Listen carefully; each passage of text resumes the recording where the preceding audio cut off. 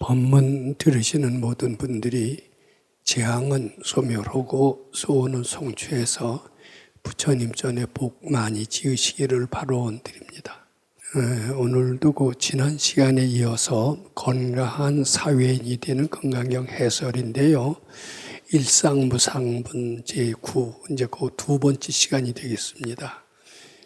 금주 내주에 걸쳐서 토탈 3번 일상무상분에 대해서 아마 말씀을 드리게 될 것 같습니다. 이제 그 정도로 일상무상분은 내용도 길지만 검토 내용 역시 적지 않아 보입니다.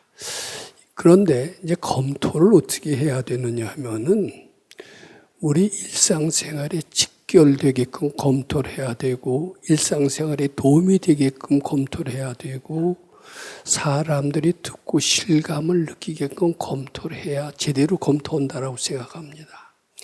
실감을 느끼지 않고 실용성이 없다라고 그렇게 생각이 될 때 불교는 우리들한테서 점점 아마 멀어지게 될 겁니다. 근데 반대로 이 검토를 통해서 금강경이 우리한테 꼭 필요한 가르침이고 매우 도움이 가르침이 된다라고 실감을 느낀다면은 우리는 불교와 점점 더 가까워지고 부처님과 점점 가까워져서 개인적으로 무한한 행복을 창조하고 국가 사회에도 크게 이바지하는 인재가 아마 틀림없이 될 것으로 생각합니다.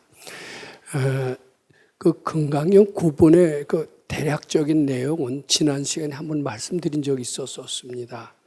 근데 이제 거기에는 무슨 용어가 등장하느냐 하면 성인의 4단계, 즉 수다원, 사다함, 아나함, 아라한의 4가지 명칭이 등장합니다. 그러면서 수다원이라고 하는 것은 어떤 성인이냐, 또 사다함은 어떤 성인이냐, 아나함은 어떤 성인이냐, 아라한이 어떤 성인이냐 이런 것을 쭉 설명해 놓으신 게 있어요. 이제 그 설명이 이제 수다원은 어떻게 설명을 하셨느냐 하면 성인이 됐지만은 성인이 된 티를 내지 않는다. 이렇게 설명을 하셨습니다. 이제 그것을 이무소입하야 이무소입. 불입색성향 미촉법이 심형수다원인이다 그랬는데 성인이 됐지만 이무소입. 성인의 티를 내지 않는다. 이런 뜻이 됩니다. 잘난 척하지 않는다. 이런 뜻이 됩니다. 그 다음에 이제 사다함은 어떻게 설명을 했느냐면 명의 일왕래로되 이 실무왕래일세 심형 사다함이니다. 이렇게 설명을 했습니다. 이것이 이제 구체적으로 경전에는 어떻게 되느냐면 수다원은 성인이 됐지만 완전한 성인이 아니라는 거예요.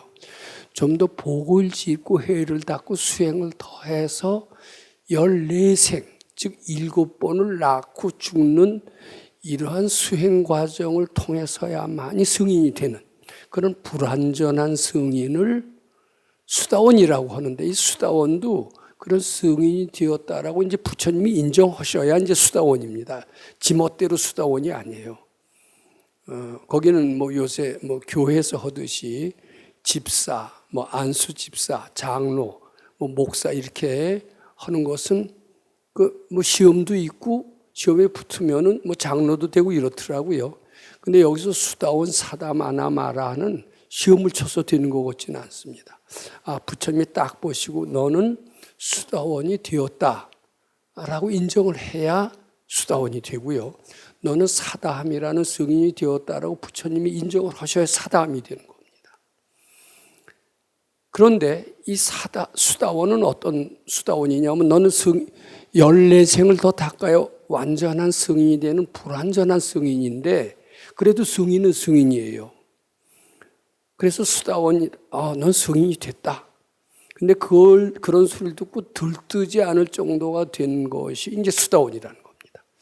그 다음에 사다함은 성인은 성인인데 완전한 성인이 아니라 2생은 더 닦아야 돼요. 명의 일왕래라는 것은 한 번 죽고 한 번 태어났으니까 2생 후에 성인이 되니까 2생 동안 복과 해를 더 닦아야만이 완전한 성인이 되는 불완전한 성인이지만은 그래도 수다원보다는 상당히 등급이 높은 그런 성인이고 그것은 지멋대로 수다원 사다함이 되는 게 아니라 부처님이 인정하셔야 또는 깨친이가 인정하셔야 사다함이 되는 겁니다. 근데 그 말을 듣고서도 너 사담이 됐다고 해서 나는 성인이 됐네 하고 들뜨거나 자랑하지 않는다는 뜻입니다. 그래서 이 실무 왕래일세 이런 표현을 쓴 겁니다. 즉 들뜨지 않는, 그걸 무소득심이라고 얘기하는 것입니다. 들뜨는 것은 소득심입니다. 저희 학교 다닐 때 어렸을 때는 제일 좋았던 게 이제 세뱃돈, 원체 어려웠던 시절이니까 세배하면 세뱃돈 타는 게 참 기분이 좋아서 나 세뱃돈 얼마 받았다. 이게 소득심이거든요. 근데 세뱃돈 받아도 별로 자랑하지 않는 애들도 아마 있었던 것 같아요. 그런 애들을 어른스러운 애들이라고 했던 것 같습니다. 또 저희 다닐 때는 중학교 때부터 입시를 쳤어요. 중, 고, 대 다 입시를 쳐서 가면은 특히 대학 같은데 좋은 대학에 가면 나는 뭐 인류대학에 갔다고 이제 들뜨고 자랑하고 겉으로는 자랑하지 않아도 속으로라도 자랑을 하고 이럽니다. 근데 자랑하지 않는 아마 소수의 학생이 있었던 것 같아요. 들뜨지 않는, 이걸 무소득심이라고 얘기를 합니다. 들뜨는 것을 소득심이라고 합니다. 근데 왜 들뜨는 게 문제고 무소득심이 왜 필요하냐, 이 얘기를 오늘 말씀드리고자 합니다. 그 다음에 이제 아나함은 대단한 승인이지만 완전한 승인은 아니야. 한 생은 더 닦아야 돼요. 내 생에 가서는 승인이 된다. 이게 아나함입니다. 아라한은 뭐냐면 이미 다 금생의 수도를 열심히 해서 금생의 승인이 된 사람을 아라한입니다. 근데 아라한도 지멋대로 아라한이 아니라 서가열이가 인정을 해. 너 아라한이다. 그래도 들뜨지 않을 정도가 돼야지. 아라한이 다 됐는데 야, 너 아라한 했을 때 고소에 싹 들뜨면은 이제 탈락이 되는 겁니다. 들뜨는 것이 왜 해로우며 들뜨지 않는 것이 왜 바람직한 거냐, 이걸 우리가 알아야 됩니다. 저는 들뜨지 않았는데요. 저는 좋은 대학에 갔다고 해서 자랑하지 않았는데요. 저는 노벨상을 받아도 들뜨거나 자랑하지 않았는데요. 뭐 이런 사람도 있을 거예요. 그럼 자랑하지 않는 것이 진짜, 근데 속으로까지 자랑하지 않을 정도가 돼야지 겉으로 자랑하지 않는 것은 믿을 수가 없습니다. 속으로라도 자랑하면 탈락입니다. 성인의 대열에서. 근데 속으로까지 왜 자랑하지 않는 것이 왜 중요하냐면 자랑하지 않을 정도가 되었다라는 것은 이것이 내가 노력해서 얻은 것이라고 그러면 자랑해야 됩니다. 내가 얼마나 이것을 얻는데 피땀 흘리고 노력을 했느냐. 우리는 요새 아주 국민 대표 축구 선수라고는 손흥민 선수조차도 한 골 탁 넣으면 두 손을 번쩍 들고 환호하는 모습을 볼 수 있습니다. 들뜨는 겁니다, 그게. 근데 한 골을 탁 넣고, 그것도 결정골을 탁 넣고 태연자역 한 사람 봤습니까? 태연자역 하면 저 돌았나 그럴 거예요. 태연자역 하는 사람은 스포츠 선수가 되지도 않았을 거예요. 근데 이게 태연자역 했다라는 것은 내가 못 얻을 자격인데 얻었을 때는 즉 열등감에서 찌들려 있다가 딱 성공을 하면서 자기가 이제 일약 유명해지는 것을 보면 들뜨는 겁니다. 근데 본래 자기가 열등한 존재가 아니라 대단한 존재, 완벽한 존재가 돼서 완벽한 전지전능의 능력을 발휘해서 골을 넣었다라면은 그건 지극히 당연하고도 당연한 거예요. 들뜨거나 브라보하거나 환호할 이유가 하나도 없어요. 그럼 그때 전혀 들뜨지 않고 소득심이 없고 태연자역하다라는 것은 무엇이냐면 자신의 전지전능성을 믿었다는 얘기가 됩니다. 이거 굉장히 중요합니다. 전지전능한 나는 본래 한 골 터뜨렸다. 이제 축구 얘기는 그만하고 노벨상이라고 칩시다. 노벨상을 딱 받았다 하면 야, 한국인 최초로 노벨 물리학상을 받았다. 국가의 명예예요. 개인의 명예예요. 가문의 영광이요. 파티를 하고 난리를 칠 겁니다. 샴페인을 터뜨리고 이제 팔자 고쳤다. 근데 그때 태연자역하는 사람이 도인에게는 있을 수 있습니다. 왜냐하면 도인은요, 노벨상 받은 게 별게 아니에요. 나의 전지전능한 능력의 지극히 일부만을 발휘했을 뿐이다. 그걸 갖고 뭐 아우성치고 자랑이라고 하고 가문의 영광이라고 들뜰 게 뭐 있느냐. 그러니까 그건 무소득심이라고 그러는데, 무소득심했다라는 뜻은 달리 말해서 자신의 전지전능을 깨달았다는 뜻이 되는 겁니다. 도인이 되었다라는 것을 뜻하는 겁니다. 이래야 된다, 이래야 제 갈 길 가는 것이다, 이런 것을 의미합니다. 이건 무소득심은 굉장히 중요해요. 그냥 겉으로만 무소득심이 아니라 속속들이 무소득심이 되어야 됩니다. 그것은 자신의 전지전능을 깨달았다라는 간접적인 표시이고, 그것을 하는 사람이 바로 또 성인이다, 이렇게 얘기하시는 겁니다. 그런데 이 수다원을 보면 이무소입, 티를 안 내는 거예요. 일종의 무소득심이거든요. 이것은 왜 티를 안 내느냐 하면은요, 자기 자신이 전지전능하기 전에는 티를 낼 수밖에 없어요. 전지전능을 깨달은 사람이라면은 그것은 잘난 척할 필요도 없고 들들 필요도 없고 당연히 올 것이 온 것이다, 이렇게 되는 겁니다. 우리가 그럴 줄 알았다, 이런 얘기 하라고 그랬죠. 어제도 화나는 일이 있었지만 그때 왜 화가 나는 줄 아세요? 자기 선입견오고 틀리니까 왜 저럴까 하면서 화가 납니다. 근데 왜 저럴까 하는 순간 얼른 뭘로 바꿔야 돼요? 그럴 줄 알아로 바꿔야 돼요. 그럴 줄 알아로 바꾸는 순간 화가 확 들납니다.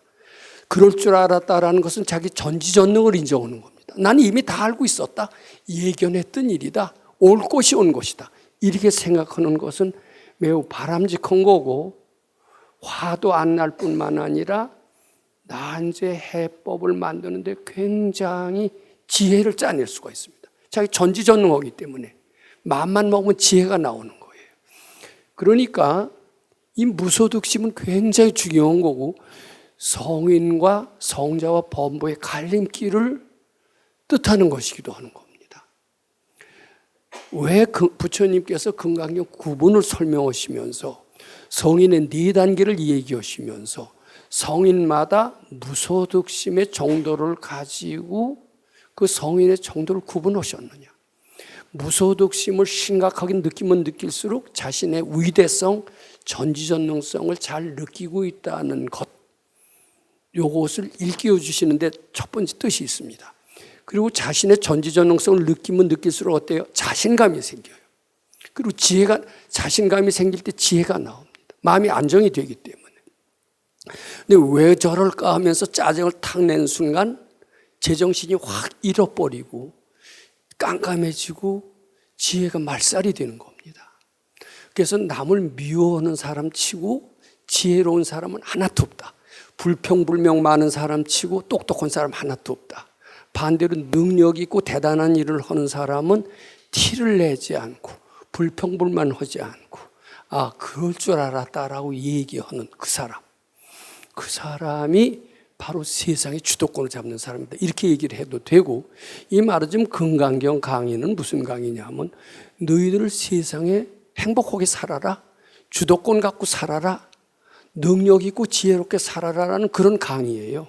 근데 그런 강의를 지식처럼, 불교 지식처럼 강의해서는 서가열의 참뜻과는 상당히 틀립니다. 이게 이제 무소득심을 왜 말씀하셨느냐, 요 의의를 잘 생각하면서 금강경을 읽는다면요, 금강경이 상당히 재밌을 거예요. 근데 재미가 없을 때는 어떻게 돼요? 졸음이 찾아와요. 금강경 읽다 계속 졸는 겁니다. 근데 저도 물론 제가 안 졸아서 이런 말씀 드리는 건 아니지만, 저도 이 금강경의 참뜻을 알면서 읽으면요, 금강경 읽기가 재밌어요. 그리고 이제 자식 기도하는 사람은 12시가 기다려집니다. 근데 12시가 기다려지는 분들은 자식기도 반드시 성공합니다. 성공하고 실패 여부는 12시가 기다려지느냐, 12시가 되면은 덜 기다려지느냐, 이 정도를 갖고서는 성공과 실패, 덜 기다려지고 싫어지고 억지로 해야 되고 마지못해서 해야 되고 이렇게 되면 거의 퇴타심이 날 공사는 굉장히 많습니다. 근데 이 뜻을 제가 하는 것은 믿음을 갖게 하고 즐겁게 읽게 하시고 거기서 지혜와 능력을 키우게 하려면 제대로 해석하는 게 매우 중요하다, 그런 뜻을 얘기하는 겁니다. 그래서 수다원이 되고 사다함이 되고 아나함이 아란이 되는 것은 무소득심의 정도가 점점 깊어지는 것이다. 달리 말해서 자기의 위대성을 점점 더 깨쳐가는 그러한 정도를 나타내는 것이다. 따라서 능력을 더 발휘하고 사회를 건강하게 사는 그런 정도를 나타낸 것이다. 이렇게 일단 이해하시는 게 매우 중요합니다. 그렇게 안다면은 왜 부처님께서 금강경 9분을 말씀하셨느냐, 이것을 이해하게 될 것이다. 이렇게 생각을 합니다. 자, 그 다음에요. 이제 금강경 글자 해석은 그렇게 중요하지 않습니다. 글자 해석을 해서 아무리 아주 해석을 신나게 하더라도 그것이 반드시 지혜에 이르지 않는다면, 즉 무소득심에 이르지 않는다면은 아무 의미가 없어요. 이게 이제 지혜를 일깨워주게 해야 됩니다. 지혜를 일깨워주게 한다라는 것은 무소득심에 이르게 하는 겁니다. 그래서 깨친이의 설법은 그이로 하여금 무소득심에 이르게 하는 것이 깨친이의 설법이다. 이렇게 봐야 됩니다. 근데 깨치지 못한 이의 설법은 그냥 자꾸 해석에 불과해요. 하나도 능력이나 지혜를 키우는 데 도움이 안 됩니다. 이제 이것을 잘 이해하는 게 좋습니다. 금강경 일상무상분을 좀 더 저는 실감나게 설명을 어떻게 할까? 실감나게 설명을 해야 이 금강경 읽는 보람을 느낄 수가 있습니다. 이렇게도 설명이 되는구나. 이것이 이렇게 일상생활에 깊은 관계가 있구나. 이렇게 설명할 수 있어야 됩니다. 일상생활과 무관한 것은 진리가 아닙니다. 그건 허상이기 때문입니다. 말장난이기 때문입니다. 일상생활에 반드시 필요하고 도움이 되고 관계가 있어야 된다. 이렇게 말씀드리고자 합니다.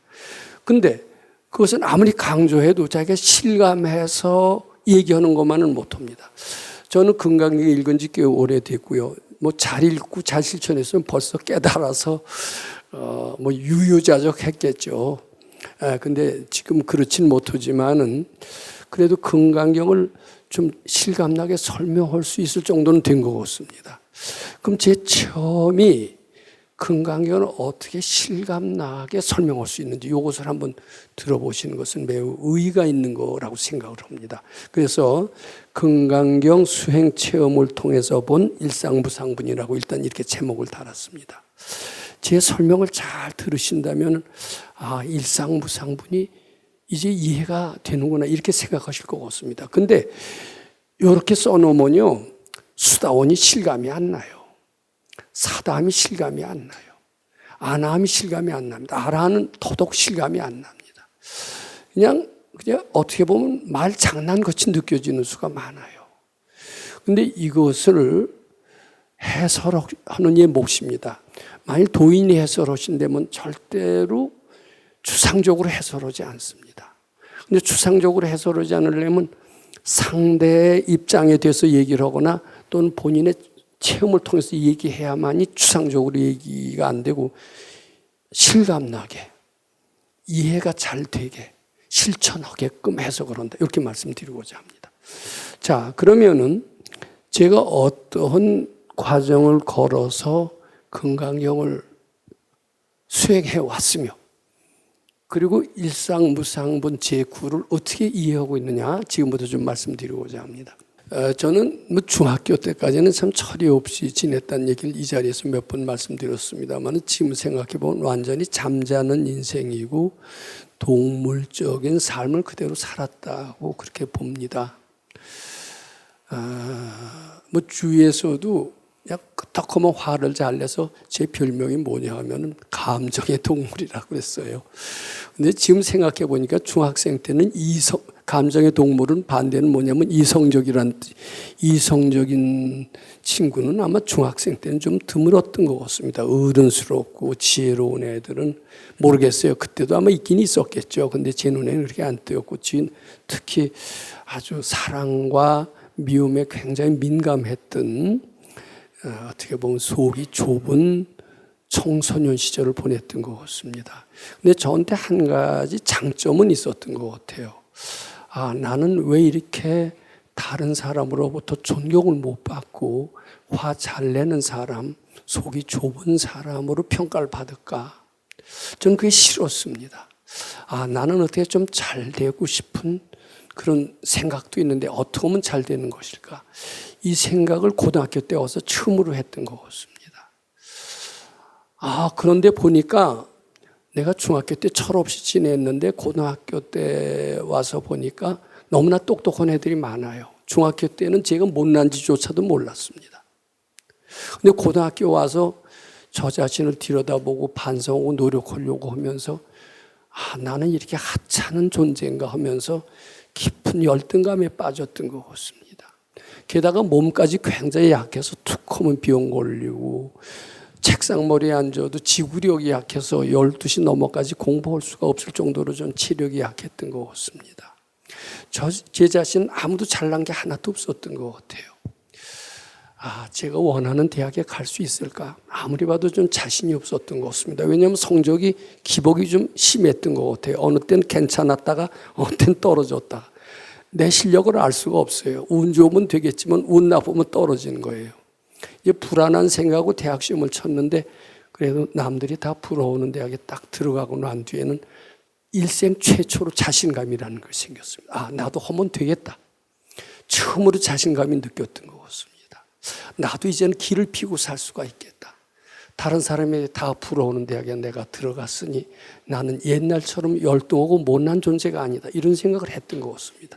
근데 지금 생각해 보면 생각보다도 더 스스로 과소평가했던 것 같아요. 물론 제가 잘난 건 아니지만은 제 스스로 잘난 척으로는 기질이 잘 못됐던 것 같습니다. 반성을 많이 하는 기질이 저 자신을 더 생각보다 열등하게 평가를 했고 다른 사람 앞에 가서도 말을 잘 못했던 편이고 상당히 그 반성은 많이 했고 제가 그때부터 일기를 쭉 썼어요.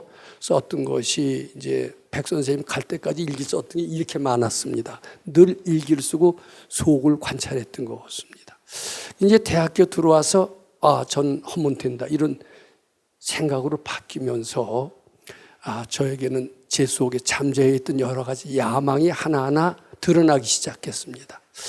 저는 돈을 벌 생각을 안 했고 돈에 대해서 궁하다고도 생각을 안 했는데 대학 들어와서 부자 친구를 만났어요. 한번 집에 놀러 가자고 그래서 놀러 갔더니 종로구 제동이었습니다. 근데 거기 지금도 안국동에 옛날 그 한옥들이 많습니다만은 그때 2층 집이 드물었던 시절이에요. 제동에 갔는데 아주 완전 기가 죽었습니다. 거기 갔다 와서 며칠 동안 그 집이 부러웠고 우리 집은 왜 이렇게 못 사나 하는 열등감에서 며칠을 우울하게 지냈던 적이 있습니다. 나는 돈에 대해서 무심한 줄 알았더니 부자가 이렇게 대단하구나. 돈. 돈이 저한테 아지못하게 과제가 됐습니다. 고도에 이제 대학 들어오니까 선배들이 이제 그때는 저희 대학 다닐 때만 하더라도 교수님들 중에서 박사가 아주 드물었습니다. 더군다나 박사 어쩌다 있어도 일본 박사였지 미국 박사는 거의 없었고 그때 이제 선배들이 미국 가서 공부해서 박사를 따갖고 와서 공부하기 어려웠던 얘기를 학생들 많았고 강당에서 얘기한 적이 있었습니다. 근데 참 무척 노력을 많이 했더라고요. 그때 우리 6.25 전후에 학생들이 실력이 없었죠. 우리 다닐 때도 교과서 하나 제대로 없이 공부했던 어려운 시절이었던 것 같습니다. 근데 우리보다 더 선배인 그분은 전자공학계에서 아주 대부라고 할 정도로 유명한 사람이 됐습니다만은 그 사람이 미국 가서 공부했을 때 그 고생한 얘기를 들으면서 미국 가서 박사 따는 게 저렇게 어렵구나 그 생각을 많이 했던 것 같습니다. 근데 요새는 보니까 자동차 운전면허 받기도 더 쉬울 정도로 MIT나 하버드 같은 데 가서 박사 따는 건 아주 쉽게 따더라고요, 요새. 지금 그런 것 같습니다. 근데 그때만 하더라도 굉장히 높게 보였고, 이제 돈, 귀. 돈 벌기도 어렵구나. 부자가 대단하구나. 제 속에 돈에 대한 열등감. 또 그렇게 그 박사가 지금은 별거 아니지만 그땐 대단하게 보였고 저기를 가는 것도 험난하구나. 이런 생각이 들었습니다. 저는 애당초 여학생에 관심이 없는 줄 알았더니 대학교 들어가 보니까 서서히 이성에 대해서 눈을 뜨면서 아름답고 참한 아가씨를 보면 좋은 생각이 자꾸 들어요. 이성에 대한 그리움. 내 속에 이런 게 있는 줄을 고등학교 때는 전혀 몰랐던 것 같습니다. 대학이 돼서 돈도 참 대단하구나. 명예라는 거 얻는 것도 대단하구나. 사람들이 삼국지라는 책을 제가 달달이 읽었어도 거기 여색이 얼마나 위력이 있다라는 것을 그 삼국지에 누누이 써놨으면서도 불구하고 저 자신은 체험을 못했는데 서서히 이성에 대한 사랑이 싹 트면서 그 사랑을 쟁취한다는 것, 그것이 무엇일까? 아름다운 마음씨 착한 사람을 반려자로 만나는 것은 참 좋은 일이다, 이런 생각을 하게 됐습니다. 근데 이런 거 다, 그리고 이제 제가 불교를 무척 좋아했기 때문에 도통에 대해서도 관심이 많았습니다. 도통도 하고 싶었어요. 그리고 마음씨 착하고 아름다운 여자를 반려자로 맡고 싶은 생각이 아마 있었겠죠. 감히 생각은 못했어도. 이런 생각이 있는데 이거 장치하는 것은 너무나 어려워요. 이걸 하려면 또 피눈물 많은 노력을 해야 될 것 같아요. 제가 대학 들어와서 자신감을 처음으로 얻었지만 산 넘어 산이라고 이걸 얻기는 너무나 힘듭니다. 근데 저한테는 큰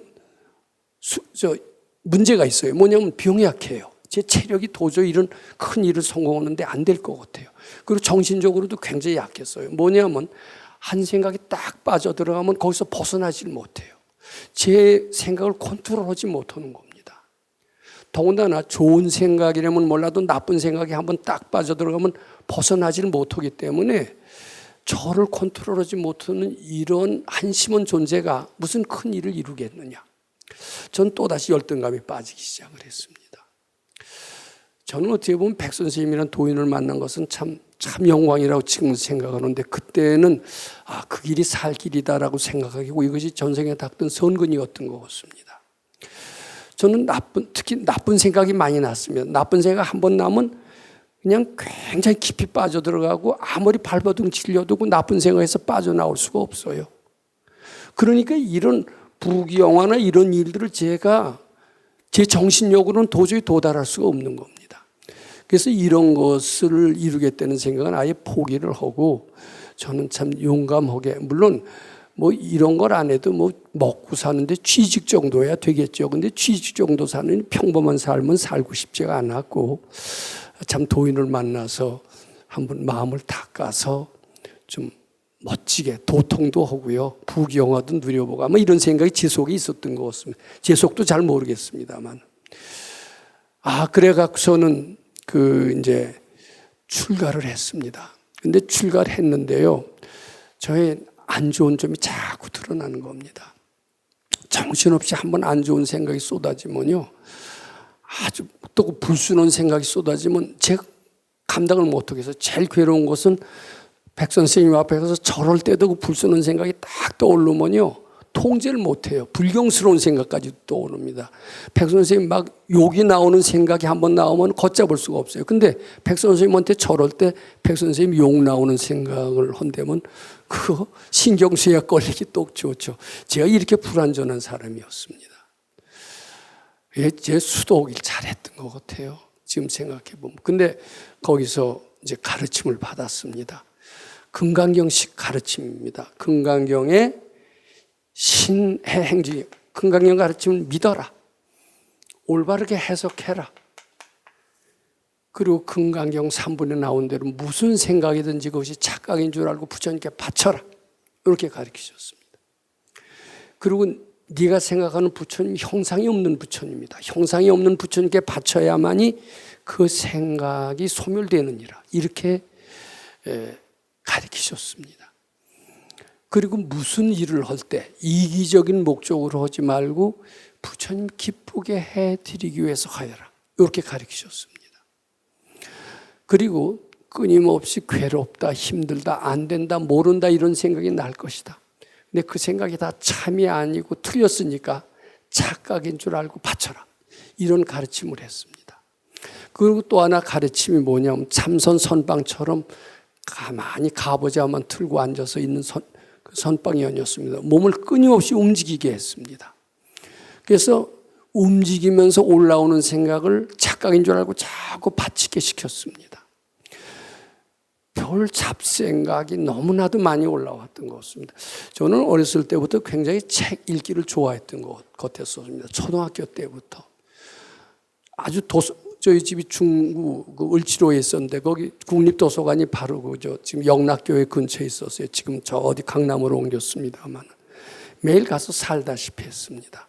그리고 초등학교 때부터 이상하게 닥치는 데도 있다. 연애 소설도 읽으면서 굉장히 그런 쪽에는 부분적으로 상당히 조숙했는지도 모릅니다. 그래서 생각이 무척 많았던 것 같아요. 이제 그런 잡생각들이 쏟아지는데 좋은 쪽이 아니라 안 좋은 쪽으로 하니까 굉장히 괴로웠습니다. 참 죽어라고 바쳤습니다. 죽어라고 바치니까요. 한 1년, 2년 이렇게 되니까 한번 불경스러운 생각이 나면 걷잡없이 번져나가면서 특히 선생님 앞에서 선생님에 대한 불경스러운 생각이 날 때 도저히 통제할 수 없었던 그 생각이 차츰차츰 가라앉으면서 이제 마음만 딱 먹으면은 불경스러운 생각이 멈추던데요. 아, 이게 공부의 힘이로구나 하는 것을 처음으로 알았습니다. 그리고 이제 저는 그 정말 악마의 사슬이라고 할지요. 악마의 사슬에서 벗어나게 됐던 것 같습니다. 아마 그 백 선생님께서는 굉장히 그것을 대단하게 칭찬하셨던 것 같습니다. 근데 그거 하는데 한 2년 걸렸던 것 같아요. 2년 동안 그거만 했던 것 같습니다. 저는 2년이 되면서 제 걷잡을 수 없이 올라오는 이 생각을 자꾸 바치면서 그 생각의 노예의 삶에서 저는 비로소 숨을 쉴 수가 있게 됐던 것 같습니다. 그리고 몸을 부지런히 움직이기 했고 한시도 낮에 누운 적이 없습니다. 거기서 4년 동안 있었습니다만 낮에 단 한 번도 누운 적이 없습니다. 밥 먹고 일하는 시간 이외에는 부지런히 움직였습니다. 그것이 제 몸을 굉장히 건강하게 했고 배고플 때도 바치고요. 잠자고 싶을 때도 바치고요. 그래서 제 정신은 상당히 건강해졌던 것 같습니다. 저는 거기 4년을 있으면서 중간에 밖으로 나오고 싶은 유혹도 여러 번 느꼈고 저희 어머니나 친구들이 와서 여러 번 붙들었고 심지어는 친구들은 멱살제비까지 할 정도로 저를 바깥으로 끌고 나갔었던 것 같습니다. 그때 그 유혹에 흔들리지 않고 오로지 부처님 생각만 하고 4년을 하면서 저는 굉장히 정신이 또는 육체가 건강해진 것을 생각하고 지금까지도 병원 신세에 앉은 것은 그때 공부한 그 덕이라고 생각합니다. 지금 외래 저희 또래 친구들 보면요. 다 빌빌하고 그래요. 물론 제가 술, 담배 이런 여러 가지 쪽에 삼가한 것도 있지만 그때 그 수도 정신이 지금 저로 하여금 이렇게 육체적으로 정신적으로 상당히 젊고 육체는 건강하게 맺는 것은 그때 공부한 덕이라고 생각합니다. 그게 금강경 실천의 결과라고 생각합니다. 저는 이제 몸에 대해서도 자신이 생기고 저는 덜 먹어도 거의 하루에 한 끼만 먹어도 살 수 있을 것 같았고 잠도 거의 안 자도 살 수 있을 것 같았고 전 모든 탐욕이나 성냄이나 이런 데서 다 벗어날 수 있는 것 같았고 저는 잘난 척도 안 하고 상당히 겸손했고 인격적으로도 괜찮고 굉장히 건강한 사회인이 됐다라고 지금 생각을 합니다. 건강히 사회인이 됐다고 칭찬해도 들뜨지 않을 정도가 되었다라고 저는 스스로 그때 생각을 했습니다. 저는 계속해서 법당에 머물렀으면 어땠을까 이렇게 생각을 합니다. 저는 그때 정도를 이제 그 백 선생님께서 얘기를 하셨어요. 네가 천일 한 사람이 거의 없었습니다. 다 중간에 지가 나가지 않으면 쫓겨나가든가 거기 굉장히 엄했거든요. 그때 경지를 감히 물론 백 선생님께서 수다원이라고 얘기를 하시지는 않았지만 수다원 정도가 되지 않았을까 저는 이렇게 생각합니다. 수다원이라고 세상의 모든 욕망에서 다 벗어났거든요. 물론 그 젊었을 때 부귀영화나 그리움이나 도통에 대한 욕망은 있었지만 수도원 과정에서 많이 바쳤기 때문에 그 수면 아래로 다 가라앉아 있었던 것 같습니다. 그리고 걷잡을 새 없이 쏟아져 나오는 그것을 해탈하는 데만 다 전력을 다했던 것 같아요. 아마 그때 그 정도가 수다원이 되었던 것 같습니다. 근데 이제 그 뒤로 제가 그 선지식을 모시고 계속해서 수도를 더했다면요. 고생의 과정을 거치지 않고 사다함, 아나함, 아라한이 돼서 금생에 상당히 높은 경제에 올랐을 거로 저는 확신을 합니다. 근데 제가 부족을 해서 그런지 이제 업보에 끌려서 나왔어요. 업보에 끌려서 나오니까 자, 이제 소를 팔아라. 제가 나온 뒤에 이제 목장이 정리가 됐습니다. 지금 생각해 보면 제가 착각인지는 모르지만 선생님께서 저를 위해서 목장을 만드셨고 제가 나가니까 목장을 팔지 않았나 이렇게 생각을 합니다. 왜냐? 왜 소냐? 알고 봤더니 제 주위 인연들이 제 소래요. 저는 소의 목장에서 소젖을 짜면서 소와 맺은 업보를 해탈해야만이 밖에 나가서도 내 주위의 부모 형제들이 그런 소의 업보들이 많이 있으니까 그 소의 업보들을 해탈할 수 있게 된다라고 보셨기 때문에 괜히 제 생각에는 그래요. 저 때문에 소라는 목적을 찾아놓고 소젖을 작게 하고 소와의 업보 해탈하는 연습을 했고 그리고 제가 나가니까 목장에 소를 다 팔고 그러시지 않았나 이렇게 추측을 합니다. 근데 밖에 나가 보니까 이제 돈의 벽이 이제 기다리고 있었습니다. 그 다음에 이 돈의 벽을 밖에 나가서 무척 고생하면서 돈의 벽을 넘었어요. 돈의 벽을 넘은 것을 저는 사다함이라고 이름을 붙이고 싶습니다. 그리고 돈이 대단하다 이걸 느끼면서도 해탈의 방법도 몰랐었죠. 근데 수도장에서 했으면 그대로 해탈이 됐을 거예요. 근데 밖에 나와서 실제로 식당도 하고 뭣도 해가면서 또 무료급식도 해가면서 이제는 제가 좀 넉넉하다는 생각이 들면서 돈의 벽은 넘은 것 같습니다. 그 다음에 그리움이 참 있었던 것 같아요. 제가 감수성이 많아서 어렸을 때부터 소설책 읽기 참 좋아했거든요. 눈물도 많이 흘리고 좋은 사람 되게 좋아하고 싫은 사람 되게 싫어하고 좀 예술적인 소질도 좀 있었던 것 같아요. 근데 그것도 좀 조금 넘은 것 같아요. 난 이런 넘은 것을 안함이라고 생각합니다. 그 다음에 저는 도통하고 싶은 생각도 있어요. 지금도 정치평론가들이 알듯 모르듯 하지 말고 좀 명쾌하게 해설을 못하나 미래를 예측하는 해설을 못하나 과학자들도 미래, 언나운 샘플에 대한 그런 비밀을 아는 과학자는 없는가 지금 그런 안타까움이 있습니다. 그거 아는 게 도통이에요. 요 벽을 지금 여기서 달랑달랑하고 있습니다. 요 벽을 넘으면 이게 뭐냐면 금생의 아라한이 되는 겁니다. 근데 이게 백 선생님 말씀에 의하면 이게 밖에 나가니까 이거 하는데 몇십 년 걸렸잖아요. 근데 산중에 있었으면은 몇 년, 10년 내로 아마 다 되지 않았나 하는 게 백 선생님의 저거고 제가 복진 게 부족하니까 지 어머니라는 업보에 끌려 나가서 돈도 벌어야 됐고 결혼도 했어야 되고 또 도통도 하여튼 그 숙제를 안고 지금도 살아가고 이렇게 됐는데 그 자리에 있었으면 훨씬 빨랐을 것이다. 그래도 도인을 만났기 때문에 보통 경우라면 수다원이 되면 14생이 걸려야 도통을 해요. 안하면 2생 걸려야 돼요. 그래서 전 도인을 만나서 수도해서 그래도 금생에 잘하면 마지막에 수안보 불사만 하나 잘해놓으면 금생에 요 벽도 넘을 수 있을 것 같습니다. 우선 이 시간에 말씀을 좀 드리고자 합니다. 오늘 지금 말씀드린 것은 무소득심을 말씀하신 배경. 무소득심은 뭐냐? 자기가 전지전능한 것의 깨달음의 과정이 무소득심입니다. 그리고 수다원, 사담, 안함, 아나할은 바로 무소득심, 자기 전지전능의 정도를 실감하는 정도를 의미합니다.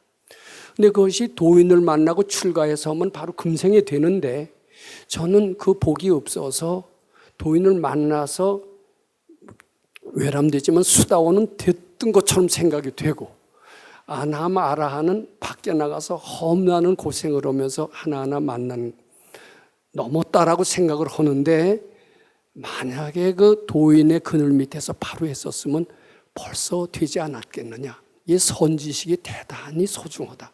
이 생각을 하면서 우선 제가 금강경 체험을 통해서는 일상무산분 이렇게 해석을 하니까 어때요? 수다원, 사담, 안함, 아라한이라는 게 추상적으로 들리지 않고 바로 우리 일상생활과 접목시켜서 좀 더 실감나게 이해가 되실 거고 건강령 수행을 통해서 우리는 잘하면 아라한이라고 하는 성자까지 될 수 있다. 이런 이해를 가질 수 있을 것으로 생각합니다.